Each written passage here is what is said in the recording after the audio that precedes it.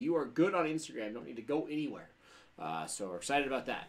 So again, just give a second while we spool up everything and get the official word from Devin, and we'll be on our live feed.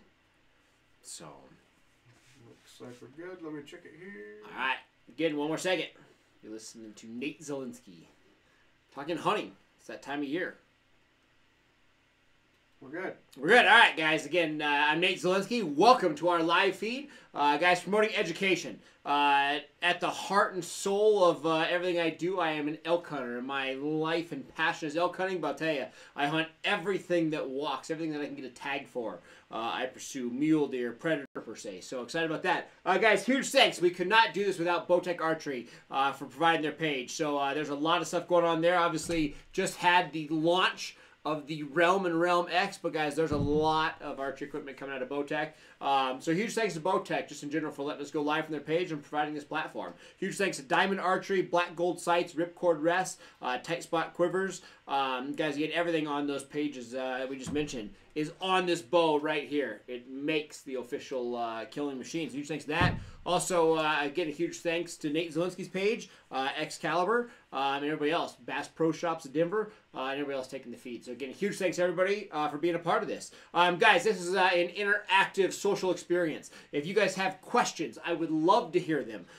Guys, I'll spend this entire show answering your questions. You send questions, things like that, we'll answer them, and we'll carry on from there. If not, we're going to talk about the topic of choice. Interactive, again, I'm Western-based. You have questions about big game. To take your questions, read them aloud, and answer them aloud. So if you have those questions, make sure you comment below. Also, share it and tag it with your friends. Bring everybody into this conversation. We'd love to talk to everyone about all this type of stuff. So again, bring your questions. Tonight's story, guys, we've been talking elk hunting, we've been talking deer hunting, we've been talking last week, we talked crossbows, so much different stuff in the hunting world that we've been talking about. Tonight, we're changing paces, and it's all about fur bearers. So tonight, it's all about the furry-coated friends. Excuse me, got a frog in my throat. So talking about fur bearers, guys, we're going to be talking about predators, coyotes, bobcats, beavers, and every year I get this itch, and to be totally honest with you, I still have a mule deer hunt. A lot of people have been following it, been asking about how my hunt's been going. I just waiting for some cold weather. In Colorado, we've been highs of 60s. I'm still seeing a lot of deer. To be totally honest with you, I'm passing up some bucks that I should never dream of passing up. But I have an amazing tag. I have till the end of the month to use this tag, so I got lots of time left. And coming Thursday of this week, we have snow and we have got bitter cold. I mean, bitter cold, below, 10 below degrees in the lows. So we have some great deer hunting weather coming up. So to be honest, I've just been biding my time, just kind of hanging out and waiting for these cold temps to hit. Just waiting to see what deer are available, what else is kind of going to pop out of the woodwork. So I'm just biding my time, hanging out. And again, I promise you, when we go live via Instagram and Facebook, depending on which one we go for, or hopefully both, when it's time to do that. So again, if you want those notifications, text GO LIVE to 77453, and we'll send you that notification when we go live on that mule deer hunt. But while we're waiting for that, every hunter goes through this, especially the bow hunters. We start off our seasons in August. We prep all summer. We scout and we shoot, and we go through our hunting season. Successful, not successful. All of a sudden, we hit this time of year where we start to run out of tags. Again, I have 10, 11 days left on my tag, and then I'll be running out of that. And we all go through this phase of, I don't want to put the bow down. I got to keep shooting. I want to keep being interactive. Doing the waterfowl thing with bows. They're shooting geese. You see everybody doing the small game stuff, the predator stuff. And to be honest, it's a blast. It's exciting to be out there doing new things with archery equipment. It's fun. To be totally honest, I started off doing rabbits. I want to talk about this just real quick because everybody out there's watching. They're like, dude, I don't want to hear about rabbit hunting. We just watched you killing this giant elk named Ricky, and you've been chasing 400-inch bulls, and now we're talking about rabbits. But it's an important thing because years ago I started shooting some rabbits with my bow, and it was strictly for a continuation of the hunting season. I wanted to be in the field. I wanted to keep hunting. And rabbits was one of those things that was open. The temps were cold. I could eat it. So it was a situation where it just continued my hunting season and allowed me to get out there. And after I spent some time chasing rabbits, it literally changed almost my entire archery world. For the fact that, number one, I'm shooting a small target. Number two, I'm shooting an animal that moves around a lot. But number three, is judging distance and taking different shot angles. And that's probably one of the biggest things that's helped myself as an archery hunter and just as a hunter in general, is literally taking it back to the days of rabbit hunting. I used to spend a ton of time in Gunnison and a lot of these, places that were just so frigid cold in the winter, that literally you would go out and the rabbits would have to move around to stay alive. It was so cold. So it offered some tremendous rabbit hunting, just hunting cottontails. And all of a sudden going out there to where whether you had a rangefinder and you would range the initial spot on the rabbit to get a rough idea, and then as that rabbit moved, you would shoot freehand from there, or free guess of distance, or whether you never carried a rangefinder. That was always my goal. Never carry a rangefinder. Obviously, shooting an elk, a deer, a sheep, I would never dream of taking that shot without the rangefinder, as long as I could. But going out, how many of you have done that to where you go out and you're like, hey, I'm not carrying the rangefinder. I'm leaving the vortex at home, and I'm doing nothing but guessing distance and taking that shot. Now, again, you miss a big deer, it's heartbreaking. It's crushing. You never want to take that chance. Missing a rabbit probably doesn't bother you. It doesn't bother you at all. So this is the time to get out there and test out those skills. Literally put a judo point on, grab the bow, and go out there and find that small game animal. And, hey, I think it's at 20 yards. Oh, man, I completely missed. No sweat off your back. You're not concerned about it. As to where on a big game species, it breaks your heart if you miss that. And the nice thing on the small game stuff, even on a less than perfect shot, you have so much energy coming out of these bows, coming out of the Realm X, that you're going to have a lethal shot in almost any shot. So that's the big feature about that. So, I can misjudge a rabbit, and I can hit it a little high, a little low, and it is still vitally lethal to that animal, to where I'm very humane. Everything is being done in the correct fashion. But it really makes me a better archer. All of a sudden, I'm shooting those straight downhill shots. I'm shooting uphill. I'm judging distance. And literally, after a hunt, 5 hunts, 10 hunts, a couple months of hunting, things like rabbits, all of a sudden, myself as a hunter, my skill level literally goes through the roof. And I know people are laughing. People are not believing me. But it will blow your mind at all of a sudden being able to judge what a 30-yard shot in the field is. And that's the biggest difference. Everybody judges at their range at their house, their backyard. They go to that target range. Everybody knows what 30 yards looks like. Everybody knows that changes when you're out in the field. Everything looks closer than it is. Oh, man, that stump over there, that's got to be 50 yards, and it's 100. It's just what happens. So all of a sudden, getting out there and forcing yourself to take shots by guessing and judging distance and having those failures, all of a sudden, your skill level will go through the roof when it's time to actually get out there and hunt in the field. So again, number one thing, when you talk about rabbits, shooting fast, shooting instant, judging distance, there's no better opportunity than hunting on live animals out in the woods. So this hunting season right now, it's cold, most of the bugs are gone, you can eat all these rabbits. It's a great time to get out there. So think about small game hunting with the bow, take that equipment out there. I promise you, it will make you a better hunter as you go down the list. And from that going on, we got a question real quick? Yeah, just kind of going back to your deer hunting thing. Yeah. What's your favorite broadhead? We've touched this 1,000 times, but we've got new followers. Absolutely. So new followers, talking about broadheads. I go back and forth on a couple of different heads. So number one, I'm always about a fixed head. I don't use mechanicals. I'm all about a fixed head. Right now, I'm actually shooting what they call as a blackout. This is actually a Bass Pro branded broadhead. So it's a Bass Pro labeled. It looks very similar to a Montec, just a little bit different design. I actually like the actual true head portion on this just a little bit better. But guys, this is a blackout by Bass Pro Shops. Absolutely love it. It's 100 grain. And I love it. My other head that I shoot probably most often is a Magna Stinger. This is going to be a cut-on contact head. But I love shooting a Magna Stinger, and I absolutely love shooting that blackout. If you saw that deer in South Dakota, that live hunt, he ran 60, 70 yards. And to be totally honest, I don't want to be graphic, but there was more blood around that situation where I shot that deer than anything I've ever seen. I mean, it was crazy how much blood came out of that animal. And same thing on the pronghorn. A lot of people saw a pronghorn that Devin was part of. That animal, what do you run? 40 yards, Devin? If that. If that. I had a pronghorn that's notorious for running hundreds of yards with that same head. So, again, that Bass Pro head is the one that did the deer in South Dakota as well as that pronghorn. And those animals literally fell within sight. I haven't seen an animal leave my sight in years, to be totally honest with you. Most of these animals fall over within vision. So again, a Magna Stinger cut on contact, and then those Blackouts by Bass Pro Shops. Those are the two heads that I'm shooting right now. The difference of the two, to shoot, again, the bows nowadays, Bowtechs are creating, are amazing. I mean, the most tunable bows out there. But they're fast. So this new Realm X, I'm shooting well into the 300. And the Magna Stingers are starting to plane just a little bit at distance. Close range, no issues. But not that I would take a long shot in the field, but when I'm looking at a 100-yard shot, I'm not as accurate with that Magnus just because I'm getting a little planing action at longer distance, as where this head right here, the Bass Pro head, flies amazing at extremely long distance. You talk about a 100-yard shot. The only time I'm personally taking that is, let's say I zip an arrow through an elk, I get a perfect double lung shot, he runs out to 100, I call and stop him, I'll shoot him again. So I'll take a second shot at that long range. But either way, I'm getting a little bit better accuracy with that head at long range. That's where the Magnus, I'm getting a little flighty at that range. Now, if I can slow my bow down or create more arrow weight, so I can go to like a 500 grain system, or I can go down to that 290 feet per second, and I can get amazing flight out of that Magna Stinger. So really, it's an arrow speed thing. But right now, these bows are screaming, so just kind of break it down between those two heads for those situations. All right, so now talking about that, what do you suggest for small game?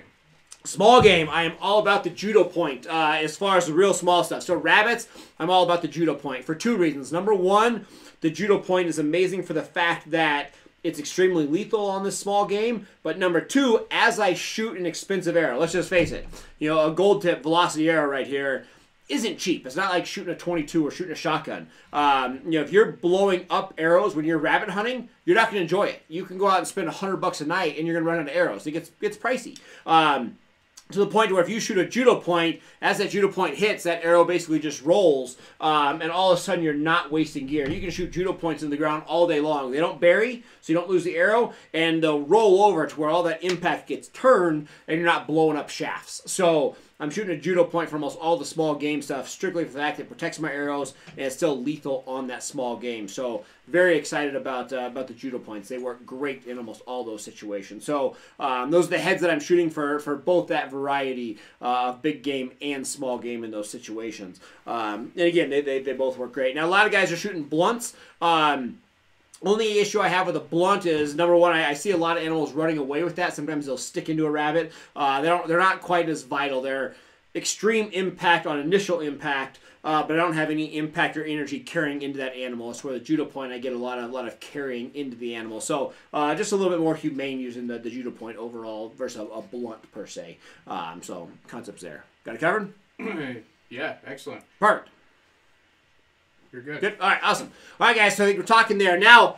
We shoot rabbits. Again, it's a lot of continuing the hunting season. It's a lot of practice with archery equipment. It's a blast. Then you move into coyotes. Now, there's not an animal alive, at least an animal that I personally know of, that lives in fear more than a coyote. I think in every state that exists, a coyote gets shot at on a regular basis, whether it's a daily basis or a weekly basis or a monthly basis. I mean, even city coyotes, every coyote in the world gets harassed. And therefore they get very scared. I mean, you obviously have, coyotes in an inner city that might not get shot at as much. And, you can drive by them. Maybe you stop your car, maybe they panic. And then you have, coyotes in these out of the town areas, a far coyote, whatever you want, a natural coyote, whatever you want to say it. These coyotes where they get hunting pressure. You literally slow your car down and they're running Mach 10 trying to get away from you. It's just an animal that is constantly getting harassed for the fact that we have so many predators, so many coyotes. Their deprivation, it's just becomes a nuisance. So you get so many coyotes and, everybody's shooting at them and they just live in fear because everybody wants them gone. With that being said, when it's time to start hunting coyotes, it's literally probably more of a challenge and a greater reward to call a coyote in and harvest it with a bow as much as it is a big buck or a big bull elk. It's just one of those things that it doesn't sound that way, but when you call it an elk, I mean, he's coming in with zero fear. He wants to kill you. He's so excited and so fired up, and he's not even thinking there's a hunter there. even when calling coyotes and using the perfect call, whether a mouth call or an electronic call, that coyote still has fear. He still knows something's wrong. And be able to draw on a coyote and get a shot off on a coyote with a bow is an amazing accomplishment. So it's one of those things that I love to challenge my skills. I love to get in a situation of hunting coyotes. Again, whether I'm doing it to help out a rancher, help the land, I'm looking at for a fur bearer situation, I want the hide, or whatever the case may be, whatever you're hunting this animal for. Again, doing it with a bow is a huge challenge. I mean, it's hard enough with a gun, let alone doing it with a bow. But again, if you want to be a better hunter, if no other reason, you're saying, hey, I had a great fall. This is my first year as an archery hunter. Hey, I've been doing it 20 years. I had a rough year. I got caught drawn back on that bull. I got caught and drawn back on that whitetail. Or something just didn't happen. I was unsuccessful. And I feel it's because my skills are letting me down. Spend time at the range. Spend time with this feed doing education, trying to make yourself a more educated hunter. But get yourself into those situations. Rabbits, coyotes.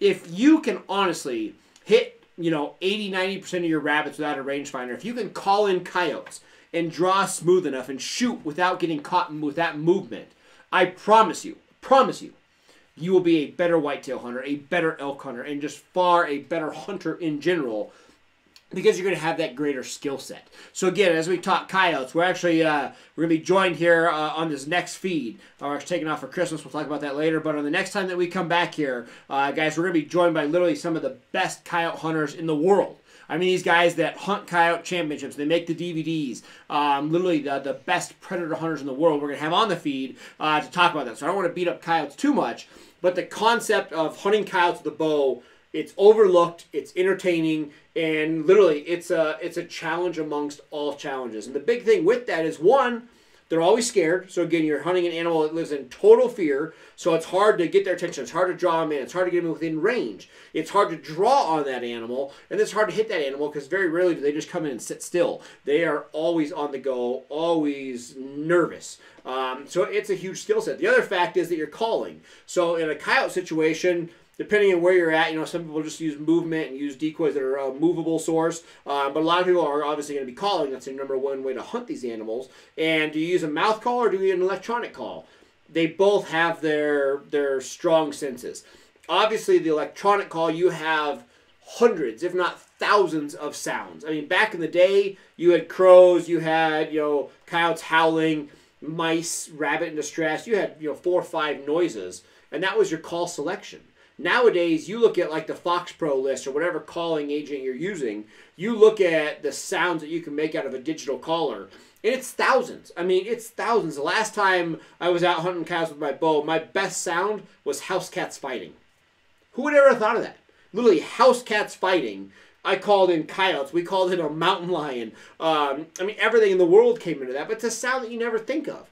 The list goes on and on. There is thousands and thousands of sounds that you can make out of an electronic call, and as you go to new areas, new territories, all these sounds can hit home with a certain coyote and lead to success. So hand call versus electronic call. Now the only thing is, a lot of times in pressured areas, I don't know what it is, sometimes that hand call can just do better. Sometimes you being behind it, making conscious decisions of tones, of different volumes. Instead of having to adjust the volume, you can just do it out of your mouth. And a lot of times, a hand call or a mouth call can outproduce an electronic call. And I've seen it go both ways. But regardless, as you're using a call and you got a bow in your hand, obviously with a gun, you can still run a dial and pick up that scope and shoot it. With a bow, it's a lot harder. So you obviously have to have hand and release, hand on bow. You're trying to get set up, and it's hard to work a hand call and still draw. Because a lot of times with a coyote, you have to call up until that very last second.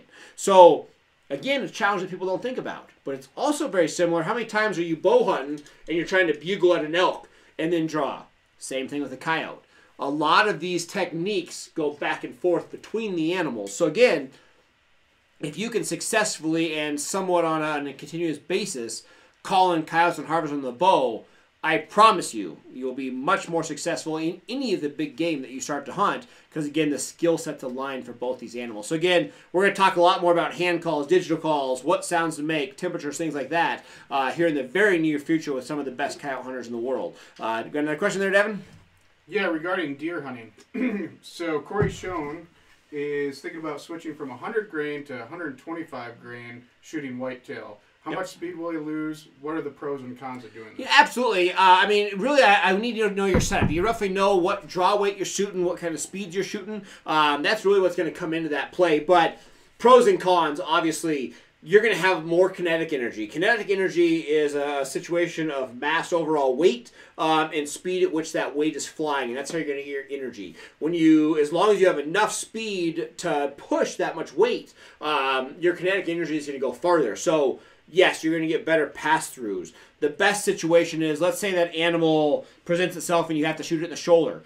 We never suggest shoulder shots because so many times they fail. But with enough weight and enough speed, obviously you're going to create more energy, and that energy, you're going to have a lot more push power. So you're going to be able to blow through more bone, frontal shots, shoulder shots. In the situation of an animal quartering away and you hit that animal right in the rib, if you are shooting speed or lightweight, your arrow is going to deflect and it's going to glance, leading to a lot of times poor shots. Upping that arrow weight or that head weight, obviously you're going to get a lot more pushing power and get direct flight through. So yes, your overall killing power is better. Now, again, it comes into a math equation. You can't have Bowtech Invasion 68 pounds. 68 pounds, perfect. Yeah, so you're probably going to have enough speed to do that. Absolutely. You never want to get too much, too much weight in the front of that arrow. Again, the arrow has to be balanced. So there's a lot of things that are going to go into that we can kind of talk about. And again, we have experts on here that'll talk nothing but that arrow setup. But absolutely, I would say, the big reason, number one, as long as everything's kind of dialed in for that and you tune your bows, you got to put Bowtech. You have the most tunable bow in the country, or in the world, I should say. But jumping to that 125, you're definitely going to get more energy, more knockdown power, more push power. The biggest reason I personally shoot more weight is strictly for the fact of getting that arrow to go exactly where I want. So that animal's quartering to, I'm ensuring myself I'm not going to get a glance. I know that arrow's going to push right through because I have that power. And power being kinetic energy by the process of weight versus speed. And that's what's going to bring success. So I'm a big fan of shooting more weight. I'd rather have more weight than more speed, personally speaking. The only negatives, again, is if your arrows don't match up and your weight ratio gets weird and you don't get good flight. That can only be a negative. And the other negative is slowing your bow down enough to where if you misjudge distance.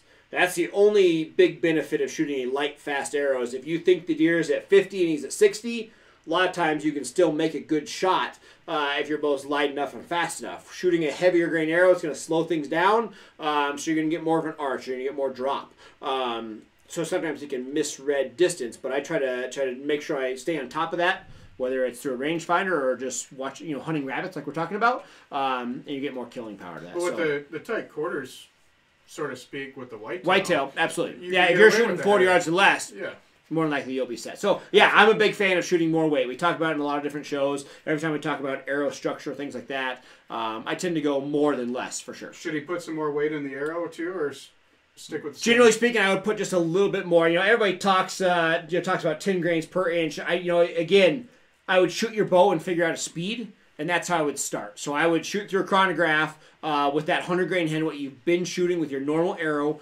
I would look at that speed, and then I'd start plugging it in to do the equations and figure out exactly where you're at with all that. Weigh your arrow without a head, weigh your arrow with a head, and kind of start breaking it down. And your local shop should be able to help you. Absolutely. We always suggest going to a pro shop because again, I don't want to give you too much just because again I don't know your exact bow. But going to a local pro shop can definitely help you out. They have programs on their computers right there that'll spit out the exact ratios that you should be shooting. So definitely that can help you out there. So pro shop would definitely help, but again, everybody's going lighter and faster. Weight definitely helps you out in the field. Excellent. He's shooting Carbon Express 350s. He just wanted you to know. So. Yeah, absolutely. 68 pounds. You're going to be with a 350. You're going to be right in there. You could probably definitely step up. I mean, you could. I shouldn't say you should have to. But you probably definitely have the room to step up that extra 25 grains for sure. So we'll talk about that more. If you have any questions, definitely send me a private message and we'll walk you through it. So Definitely. And guys, make sure you send your questions. That's what it's all about. You have more questions, send them in. We'd love to answer questions and do everything we can to make you a better hunter. So send those questions in. Just talking about coyotes. Obviously, we're going to be joined, I should say we are going to be joined in a couple weeks with some of the best predator hunters. So I don't want to get too in-depth with it. But, again, if you can successfully and easily harvest coyotes with a bow, I promise you, you're ready for other big game out there. Now, last thing we're going to talk about, again, and this is something that we're going to talk about in future shows, but talk about the ultimate archery experience, guys. The ultimate predator that most people are hunting, mostly in the western states, but really anywhere in the country. The ultimate predator to be hunting in the continental United States, guys, is the mountain lion. Everybody talks about this. Guys, it's a ball. I mean, you're talking about a big cat. It's the closest thing we get to Africa. A big mountain lion with archery equipment is a stellar hunt. It's exciting. Everything about it is fun. Now, there's 3 styles of basically mountain lion hunting out there. I've been a part of all of them. Number 1, and probably 98% of mountain lions, 99% of mountain lions that are harvested are with the use of dogs. Basically, turning hound dogs loose on a track. The hounds are going to take you to a tree, and people are making the kill shot at that tree. I've done it. I've been a part of it. I love it. It's a successful way. No matter what people think, even with dogs, I don't think it's even remotely as easy as you think it is. Everybody thinks you turn the dogs loose, the dog puts the lion in the tree close to the road, and it's a done deal. I mean, it will take you on the most adrenaline but also physical hunt of your life. I can't tell you how many times you can't get to the dogs that day because it's so physical with rough terrain or distance or whatever the case may be. So we're going to get into that in a different show, but hunting lions with dogs is not what everybody thinks it is, I should say. It's a rough hunt, and your success rate is still not amazing. So you've slept in the woods by yourself for a couple nights because nobody else wanted to stay with you, right? Absolutely, absolutely. Yeah, it's brutal. And again, there's times where you turn the dogs loose and you're like, it's going to take us a week to get there. It's a whole new element. We're going to have a whole show dedicated to that here in the coming weeks. So make sure you stay tuned to that. But hunting lions with dogs, that's one avenue for success. It's the most common because, again, the overall success rate is better that way. I'm not going to say it's guaranteed because it's not. But it's better that way. But the other 2 styles that are becoming more popular just because you have people that, number 1, can't afford a guided hunt, 2, don't want to trade in lion dogs or deal with lion dogs, is the opportunity to call lions. And same type of thing with coyotes. Lions are actually pretty receptive to calls, especially if you have a lion that's not on a kill. Whether you're using a female in heat, which is a very loud, obnoxious, hard-to-do call, but you'll draw males in with that, and it's a great way to be successful. Simple things like a rabbit in distress. Lions are curious. They're all about that easy meal. If they don't have to go out and chase a deer down and kill it, they're all about coming into a call. The biggest things with calling lions, you have basically 2 things to hurt you. Number 1, you have to be in an area where lions are at. So I think so many people set up because they're like, oh, this area looks good. And they start calling, and they don't have success. And they immediately are like, that didn't work. They didn't want to come into it. I would say 90% of failed lion calling sets are actually failed because there wasn't a lion in hearing distance of that call. They couldn't hear you. Just flat out what it is. There's a lot of lions, but there's usually not as many as people basically would think there is. They're set-wise. They think that a lion should come running in from, 100 miles away. If they're not coming in, they probably just haven't heard you. So what I do in a calling situation, number 1, is I act just like I'm a hound hunter. So just like I'm lion hunting with dogs. I go out on a fresh snow. I go out earlier. I go out on a snow-fallen ground, and I literally drive around on roads, cover ground, until you find a track. When you find a track, at least you know there's lions in the area. Maybe you hike that track out until it gets very fresh. Once the track is fresh, that's where you set up and start your calling, because at least you know there's lions in the area. And all of a sudden, your results show that work shows for those results. Immediately you start having better success on those call sets. The other big thing I'd say that is different in a lion situation than a coyote situation is when a coyote comes into a call, they're trotting. So many times you see this dog bouncing along doing their trot, and you're like, oh, there he is, 600 yards, get ready. 400 yards, 300 yards, and he comes in. lions so many times walk in with a slower gait. They're walking in slow. And all of a sudden when they get to where they can really hear the sound, when they can really pinpoint the sound, they'll lay down. I mean, literally all you see a lot of times is just that little tip of that tail wiggling over top their head. A lion investigates so much more. So a lion will lay down, crouch, and look around. And so many times, us, the hunter, we're looking, we're like, you see him? Hey, Devin, you see the lion? You know, we're like, I don't see anything yet. You know, you call and doing your thing, and then you're looking, and that lion's like, what is that? What are these jokers doing?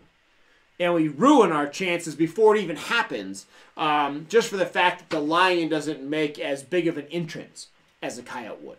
So on the lion hunting side versus the coyote hunting side, you really, whether you're in a blind or you are really no movement. Everything is on the lower key until you see that animal. Once you see the animal, let's say, hey, there's the lion right there. Once I see him, you know, once he ducks behind a bush, once he drops into a ditch, I can make more movement. But until you see him first, you have to see him first before he sees you. Otherwise, it's game over. So in the lion hunting sets, you're really trying to be more conscious of the movement. You're really trying to slow things down. And you are really behind the glass as you're calling to make sure you can locate that animal. Now, depending on where you're at, state to state, a lot of states you are not allowed to use electronic calls for lions. You can for coyotes, not for lions. So for lions, a lot of times you are forced to use a mouth call or hand call. So just check your regulations, talk to your local wildlife agent before doing so. Now, the last way to pursue lions, again, we're going to talk about all this stuff in detail. This is basically our opening show to predator hunting. The last thing we talk about with hunting lions is basically cutting a track, so driving around, finding a fresh track, and walking it out. Now, I warn you, sometimes this can be as physical as anything. There's times where you cut a track and you literally walk 400 yards and you come across a kill. Where you come across a deer laying there, an elk laying there. You literally come across the kill. At that point in time, if the lion's not laying on it, I literally get my wind right to where I think that track went away, and I set up. And when that lion comes back to feed on that natural kill, you have the opportunity to take that animal. You can't mess with the kill. You cannot move the kill. You can't tie the kill to anything. You can never touch the kill, but you can hunt over a kill in a lot of different states. But again, you just personally cannot touch it. A lot of guys make that mistake. They find a dead deer that a lion killed and they're like, oh man, he's going to drag it off. Let's tie it to a tree so he can't move it. That becomes an illegal action. So again, I'm not telling you what you can or can't do in your state. But check your regulations, talk to your wildlife agent, and see what is possible in your area. But hunting over a kill, as long as you don't touch the kill, a lot of times is a great way to do it. The problem is, I've seen it to where literally I cut a track off a road and I find a kill within the first couple hundred yards. Sometimes it's within the first mile, and that's awesome. And again, and these animals, generally speaking, as long as the kill is covered, they're coming back. The last night or the last time the lions feed on the kill, if they do not cover it, they're done. So if they're coming back, they cover it back up. Sticks, branches, dirt, whatever. If they're returning to the kill, it's covered. When they are not on the kill anymore, it is open. So if you walk up and the kill's wide open, the lion is done feeding on it. It's got what it wanted, and it has moved on. But if you show up and it's covered up, wait it out. That lion's going to be back. Now, the only unfortunate thing with this, you see lions that I think they say that the average lion in Colorado and Wyoming, I think they say it has a 70-mile square radius or a square, area in which it covers. So there's times if you have an area with a low deer population, you have a lion that just fed on a dead deer for 5 days, that lion might walk for 25 miles before he has another kill. Sometimes it's every couple hundred yards, every couple miles. Sometimes it can be 25 miles. So if you're taking the approach of finding a track, walking it out until you find a kill and setting up on that kill, sometimes luck's in your favor and you find a kill close. Sometimes it might be 30 miles you have to hike before you find that kill. So again, talking those options. Calling is one great option for lion. Setting up on a kill is a great option. And obviously the use of dogs is a great option. Really, your style of hunting, your ethics, whatever you want to do, is up to you as a hunter.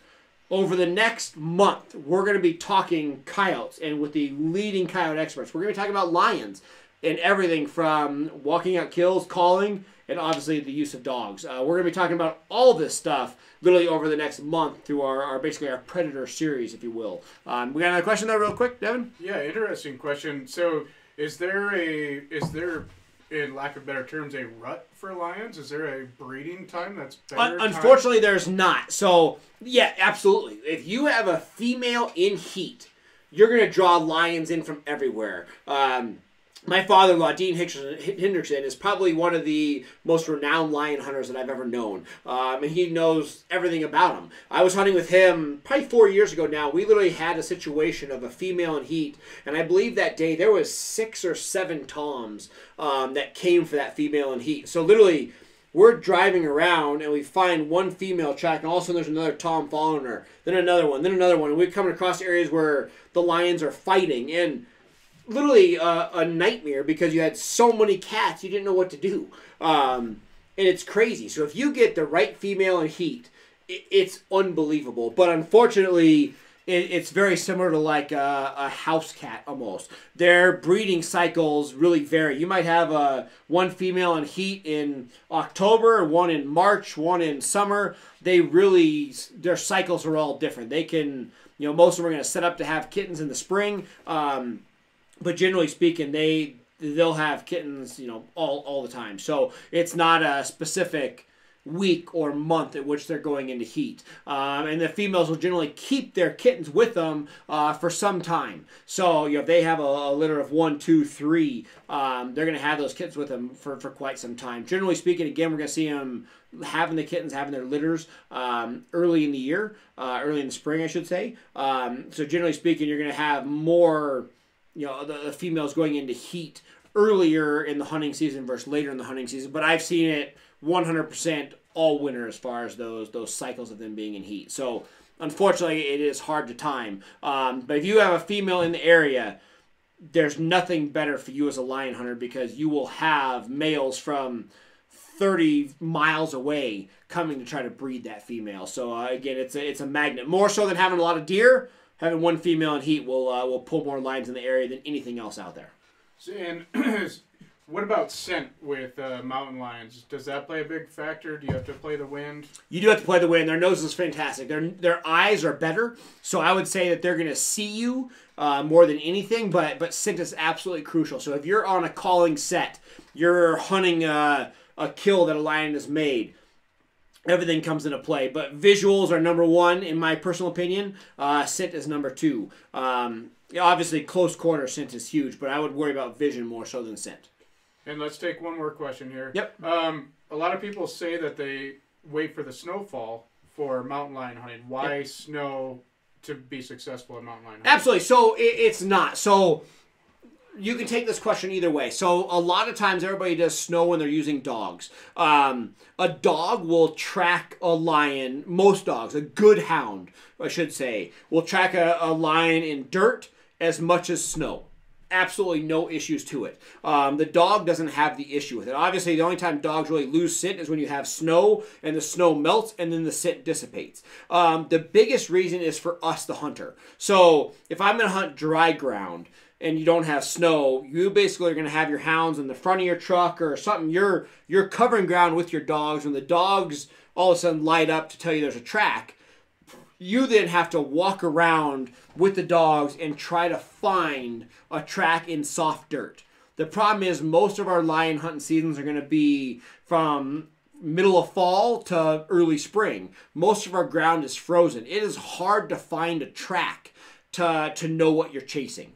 You don't want to turn your dogs loose or spend time calling and all of a sudden have an 80-pound female with 2 little kittens come into your call set. It's neat to see, but as a hunter, it does you no good. You're not going to harvest this animal. Or, hey, I'm a hunter. I'm looking for a 150-pound tom, and all I'm hunting is a female. So when you have dry ground, number one, you never know what direction they're going, or you never know what you're chasing, a female with kittens, a young tom, a young female, until you see that track. So it becomes difficult. All of a sudden, when you have snow, you instantly know, hey, this track, it's a bigger track. The stride is, 38, 40 inches. You know that it's a big animal, so you immediately know it's mature. Hey, this is great. You also know it's not being accompanied by kittens. It's not a situation that I don't want to get in. And I also know, hey, this track obviously is going this direction. I want to turn the dogs loose that way. I want to call that direction. I want to walk that direction to look for a kill. So the snow is more for the aid of us to, number one, hands down, know what we're chasing. We want to be on a mature animal. We want to be on a male versus a female. And again, the size of the track, the stride is going to tell you a lot of that stuff. Whether it's a super young male or a smaller or an adult female, that stride and the size of that track is going to tell us that type stuff. Number two is going to tell us how fresh, so obviously how close the animal is. And then again, if it's accompanied with kittens and or the direction it's going. So the snow is more aiding us more than anything else. So.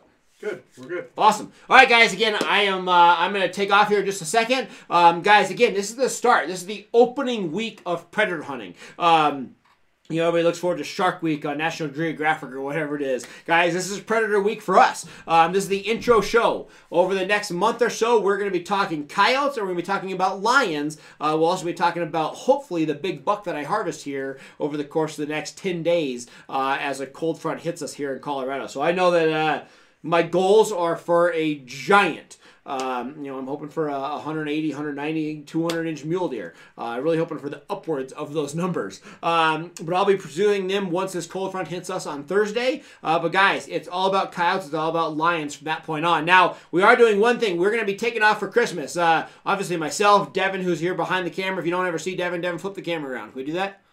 We can do that. All right. Look at Devin right there. Right here. So there is Devin. He is here at every show, whether I'm talking or not very much. Guys, Devin is here with us all the time. Devin's got 2 girls. I've got a boy and a girl, so we're taking off for Christmas. So we will not be here next week. We'll actually be joining you again, what, January 9th? January 9th. So we're taking off for the holidays, guys. So January 9th, we're going to be talking coyotes, probably 2 weeks of coyotes. Then we're going to be joining in with some of the best lion hunters in the country. So we'll be doing both those things here soon. So guys, again, huge thanks. Could not do it without Bowtech Archery. Huge thanks to Bowtech for, number one, providing the platform, and number two, making sure that we have their page to go live from. Guys, if you want notifications from all the hunts that we're going on, make sure you text GO LIVE to 77453. But guys, again, huge thanks to Bowtech Archery, Diamond Archery, Black Gold Sights, Ripcord Rest, Tight Spot Squirrels, Excalibur, Bass Pro Shops at Denver, and guys, obviously the Nate Zielinski page. Guys, again, could not do it without you. Make sure you tag your friends. Share this post. If you enjoyed this tonight, make sure you share it. Bring more people involved in this conversation